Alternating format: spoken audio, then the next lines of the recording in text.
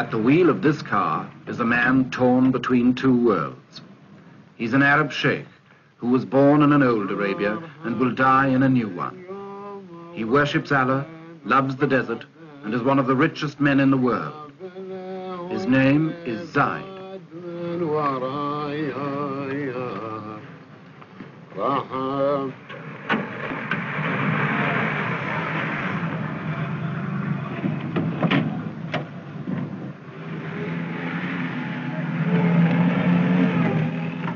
Zaid rules a little kingdom in Arabia called Abu Dhabi.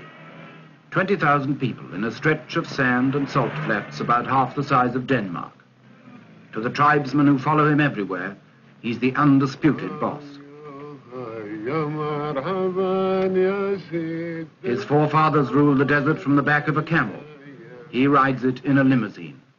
But he remains, as they were, the center of tribal life. He's the man you serve, the man you hunt with, and the man you fight for.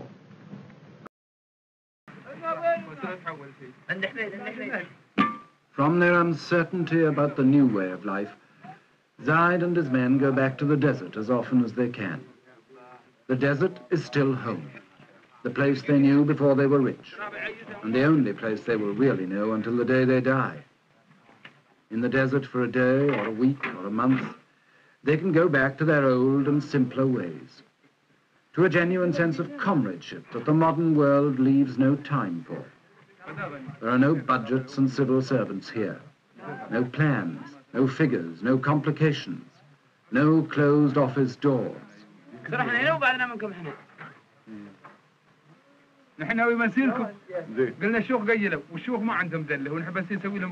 There's the sky, the heat, the emptiness, and the infinity of time that they've always understood. Out here, they can all be sure of themselves again. They can relax and be men again. Or perhaps, being only men, they can just be boys.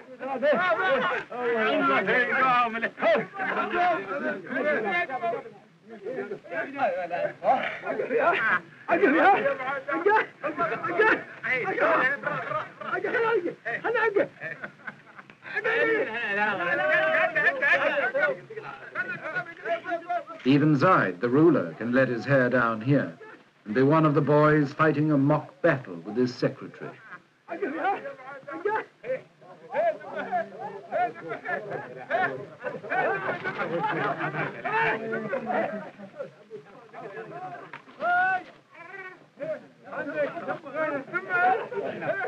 On trips like this, the desert is an escape, a recovery of innocence, a return to Eden. But like all escapes, it's also an illusion. The innocence is lost and will never be recaptured, because the old Arabia of isolation, hardship, and tribal war in which it flourished has been swept into the world at last. The unknown land has been more than just discovered.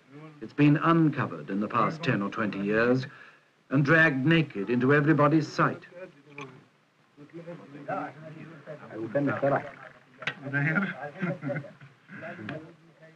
Of course, this doesn't mean that the old Arabia has disappeared in the space of the last few years. It's still a hard land that breeds a hard people. Tough individuals like Zaid and his men, and some of them still fighting a rearguard action.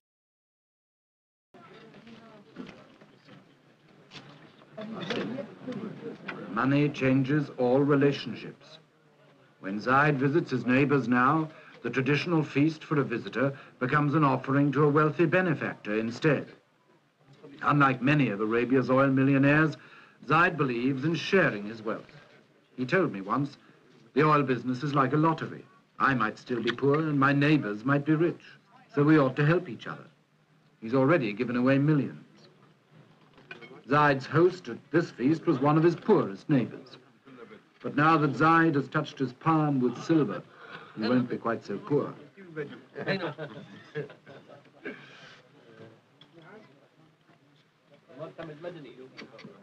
The feast is traditional: goat's meat, chicken, and rice.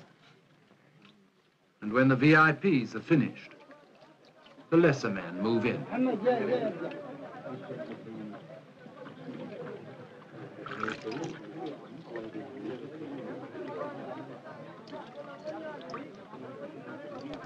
It's always the custom in Arabia for the poor to eat at the rich man's table, or rather, off the rich man's floor.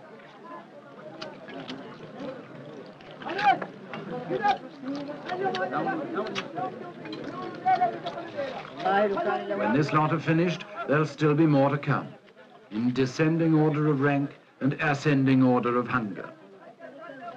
It's not the most elegant spectacle, and it's not the choicest food, but in a harsh and hungry land, any excuse is welcome for a blowout, especially when it's held for a man with money.